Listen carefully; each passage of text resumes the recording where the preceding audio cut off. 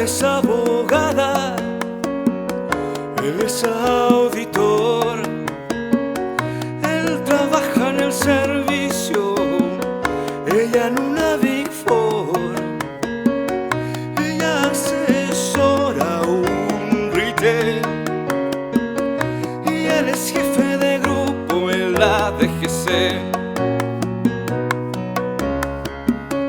Él estudió tributaria, ella estudió tax law, él dice flujo de caja y ella dice cash flow. Él se fue a terreno sin sospechar que de la abogada se iba a enganchar, se iba a enganchar, se iba a enganchar, se iba a enganchar. ¿Cómo está, profesor? Un gustazo Maestro. saludarlo. Maestro, gurú, sensei, chamana, ayatollah, meiko, ¿cómo le va, maestro, profesor? ¿Cómo le ha ido? Bien, pues bien. Oye, ¿qué le parece la canción que sacamos?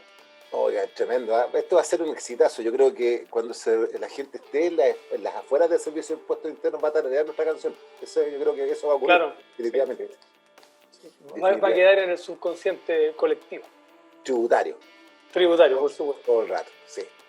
Oiga, profesor, Maestro, ¿qué nos convoca? mire, ¿se acuerda que el otro día lo comentaba que estaba hablando con un cliente que tenía más problemas que el baldor y resulta que estaba problemado con el tema del sueldo empresarial, del nuevo concepto del sueldo empresarial? Claro. ¿Qué le, claro. le tinca, le parece a usted que nos ahondemos en esos caminos sinuosos del señor? Démosle. Sentémonos ahí, Excelente. montémonos en el 31.6 y conversemos un poco de qué se trata esto, qué es lo que está regulando, cuáles son las principales modificaciones y también cuáles son los errores tal vez históricos o la manera de entender que siempre uno debió haber tenido de este 31.6, más allá incluso del cambio particular. Qué lindo hablamiento, profesora. Realmente, No, claro, usted es un poeta, el poeta de los impuestos, como Arjona. Es que Claro, es el Arjona de los impuestos. Muy Justamente. bien. Oye, porque es curioso, cambió de hecho, primero que nada, antes que todo, nunca he sabido si es antes la nada o el todo, pero antes era 31 número 6 o tercero, hoy día es 31 número 6 o cuarto, eso es lo primero. Claro. Y originalmente esta norma tenía como objeto que se le colocaba, se le denominaba sueldo patronal originalmente, y era para los socios de sociedades de personas o el empresario individual. Así es. Así. Y Estaba limitado. tenía un límite que rompe el deseo. Así es. Y ese límite era el que tuviese efecto a cotizaciones previsionales. Y entonces uno podría haberse generado un sueldo mayor, pero ese sueldo mayor iba a ser gasto rechazado al final del día. Claro. Aquí actualmente lo que busca la norma es eliminar esa lógica del sueldo patronal o empresarial y fijar un criterio común para todos los tipos de sociedades, ¿cierto? Donde nos está diciendo que hay ciertos criterios bajo los cuales ahora una remuneración que se paga a ciertas personas dentro de la empresa va a ser un gasto aceptado. Entonces, si uno lo mira y lo trata de desglosar, digamos, tomemos la norma del 31.6 y vamos leyéndola en lo relevante, yo creo que uno tiene que partir, ¿cierto?, por el encabezado donde dice, voy a proceder a leer, serán gastos aceptados, sueldos, salarios y otras remuneraciones pagados o adeudados por la prestación de servicios personales. Si uno mira ese encabezado, pareciera ser que la regla general que te está fijando es todo lo que paga una empresa, ya, en el principio por supuesto, que tenga que ver con una prestación de un servicio personal, va a ser un gasto aceptado. ¿Okay?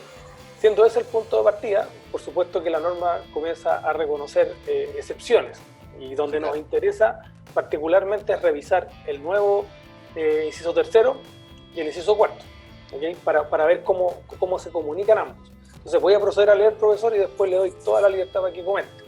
Entonces dice, tratándose de personas que por cualquier circunstancia personal o por la importancia de su haber en la empresa, ya hayan podido influir a juicio de la dirección regional en la fijación de sus remuneraciones.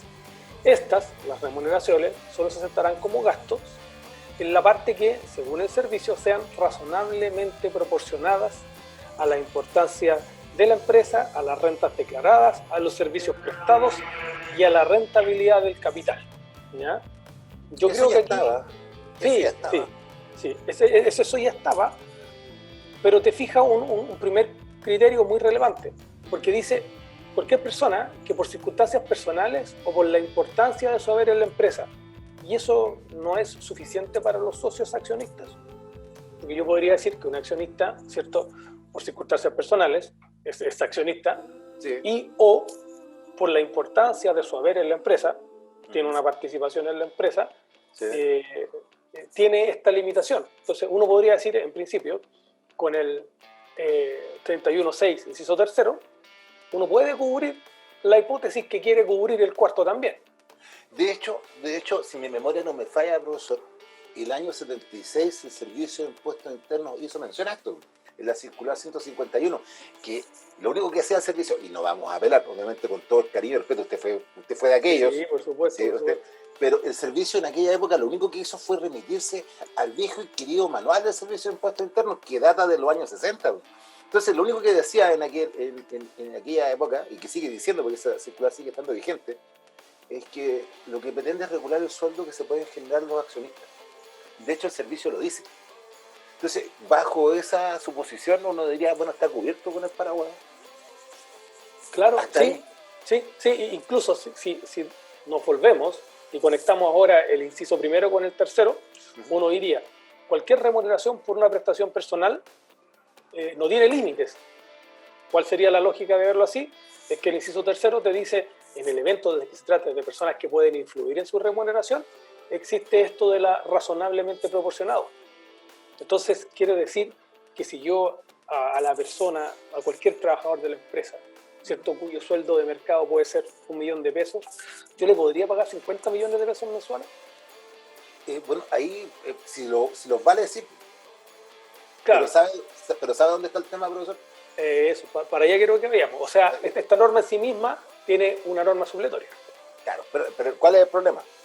El problema es que el artículo 31.6, inciso tercero, parte hablando de remuneraciones. Y ese concepto de remuneración, usted es jurisconsulto, usted lo sabe mejor que yo. Así Ese es. concepto no está dentro de la ley de impuestos a la renta. Y Claro. si nos vamos a la norma del Código Tributario, ¿a dónde me tengo que ir? Al Código del Trabajo. Al Código de Trabajo. Y el Código Claro. del Trabajo me dice, oye viejo, si vas a pagar una remuneración, tiene que haber vínculo de subordinación y Subordinación dependencia. y dependencia, claro. Y ahí se empieza a conectar todo. Entonces, no, y ojo también, porque cuando uno dice que de la lectura de estas dos normas solamente uno diría, bueno, esto de lo razonablemente proporcionado solo aplica para el dueño de la empresa, por decirlo en simple, entonces para los trabajadores no aplica. La verdad es que ahí uno tiene que también acudir al escudo que está detrás, que es el artículo 31 en general. ¿Cierto? Por supuesto Un gasto que sí. necesario para producir la renta, ¿ya? Y viendo la potencialidad. Claro, y que ya se entiende que tiene que tener esa potencialidad de generarla.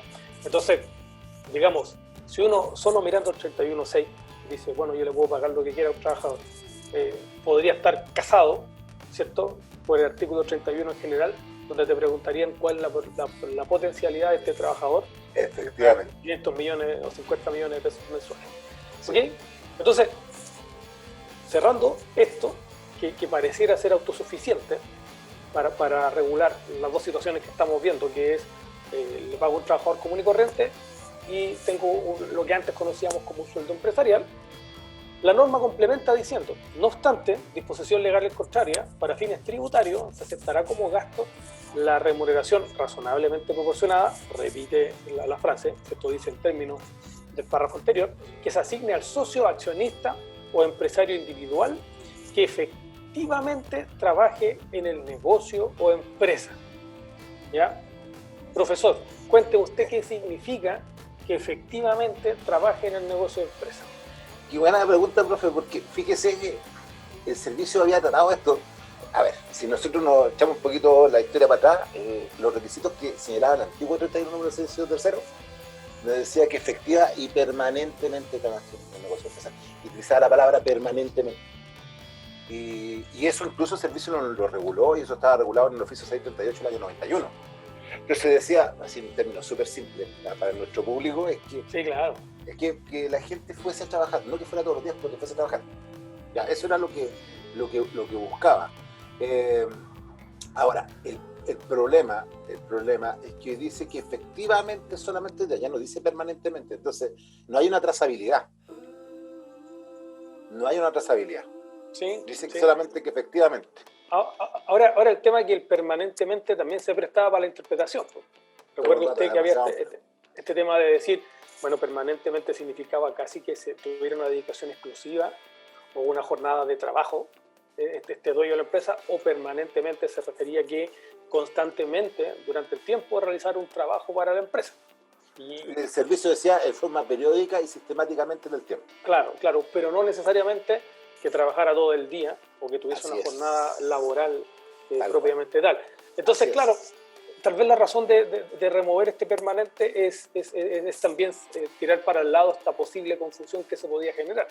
¿Ya? Sí, claro. Entonces, él efectivamente es una palabra, creo yo, que cumple el objetivo. Sí, claro. Sí, entonces, llevaríamos como requisito hasta el momento es que sea un sueldo razonablemente proporcionado. Sí, y que el socio accionista o dueño del circo, como le queramos decir, trabaje efectivamente en la empresa. Claro, así es, profesor. Otra cosa que también podemos agregar es que la norma pone dentro del mismo saco del socio accionista a su cónyuge, a su conviviente civil y a sus hijos. Bueno, aquí nuevamente... ¿Y el amante, profesor, está o no? Técnicamente no lo está, profesor. Perfecto. O sea, uno le podría pagar, ¿cierto?, un sueldo desproporcionado. Perfecto, muy bien. Claro. Ahora, volvemos al punto. Que diga los hijos, la cónyuge o la conviviente civil, ¿significa que en los demás casos yo puedo pagar cualquier sueldo? Si la respuesta que usted me va a dar es no, porque el artículo 31 habla de gasto necesario y la potencialidad de generar renta, por ende eso bloquearía la opción, sí. Yo podría decir, bueno, pero entonces esa misma lógica aplicaría para el socio accionista también. Sí, claro. Yo simplemente podría decir que un socio accionista o el dueño del circo puede tener un sueldo en la empresa, sí. Y simplemente cubrirlo con el paraguas del 31. Sí.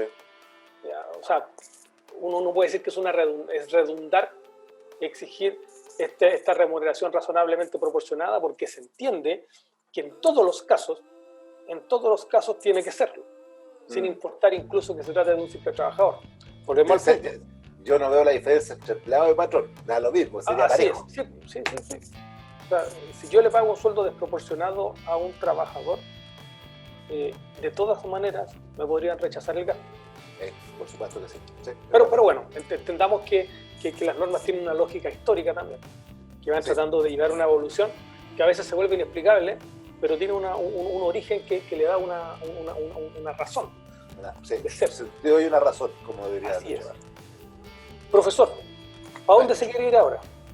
Lo que pasa es que lo que nos queda, el último requisito que también está en la ley, el último requisito es que dice que sea una renta del 42 número 1. Ah, sí. Entonces es curioso porque el 42 número 1 grava los sueldos, los sobresueldos, peligrosa palabra, pero sí la norma habla de sobresueldo, ¿cierto? Y lo grava con el impuesto único a los trabajadores. Claro. Entonces ahí como que como los contables como yo mi gremio, hace como clic y dice, pero ¿cómo? Debería tener liquidación de sueldo este muchacho. Por supuesto, claro, es lo primero que uno se le viene a la cabeza. Claro, liquidación de sueldo. Y lo voy a declarar en el 1887. ¿Y qué va a pasar con Premio Red? Entonces todas esas preguntas... Claro, y las imposiciones, ¿qué hacemos con las imposiciones? Claro, pero si le cortamos hasta acá, profesor, podríamos decir que el sueldo empresarial, este nuevo sueldo empresarial, tiene que ser razonablemente proporcionado, tiene que ser razonable y prudente en un país de gente imprudente y gente que no es razonable. Tendría que haya un riesgo, haya un riesgo, absolutamente. Segundo, debería ser para gente que trabaje de manera periódica. Otra característica que es contraria a nuestra cultura. Claro, podemos sacar la vuelta. Y tercero, que sí si se están pagando este tipo de remuneraciones, o este tipo de estas sumas, se quede afecto al impuesto único de los trabajadores. Ya. Esos son los requisitos. Sí, sí, estos son los requisitos. Ahora, yo quedan Entonces, otras preguntas. Sí, por supuesto, por supuesto. Por ejemplo, ¿tiene que tener contrato de trabajo el jefe, el patrón? Oiga, ¿y tendrá que pagar cotizaciones previsionales? Claro, claro. Claro. ¿Qué otra pregunta más nos surge ¿Indemnización por respecto? año de servicio tendrá o no tendrá? Indemnización por año de servicio, claro. Teletrabajo, cláusula de teletrabajo, ¿aplicará? Yo creo que hay una serie de cosas que uno tiene que meter en la juguera en este análisis, por ejemplo, prenatal, postnatal. ¿Qué pasa con eso? ¿Y si pagamos todo eso va a ser gasto, profe? Claro, va a ser un gasto aceptado a la empresa, yo lo dudo. Ya, pero podemos dejar eso para después, ¿o no? Sí, claro, por supuesto. Bien. ¿Qué le parece que nos juntemos otro día en estas calles de la información? Así es, a la misma hora y en el mismo canal. No ganas, perfecto. Se me cuida, profesora. Un gusto Eso. verlo. Oye, un gustazo verlo. Sí. Sí. Está más guapo que nunca. ¿Qué quiere decir? Siempre es lo mío, usted sabe que estoy en mi mejor momento. Sí, siempre. Y siempre para arriba, siempre para arriba. Siempre, todo el rato. Profesor, un abrazo. Un Salve. gustazo, genio. Se me Que esté muy cuida. bien. Vale, maestro. Chao. Nos vemos. Chao.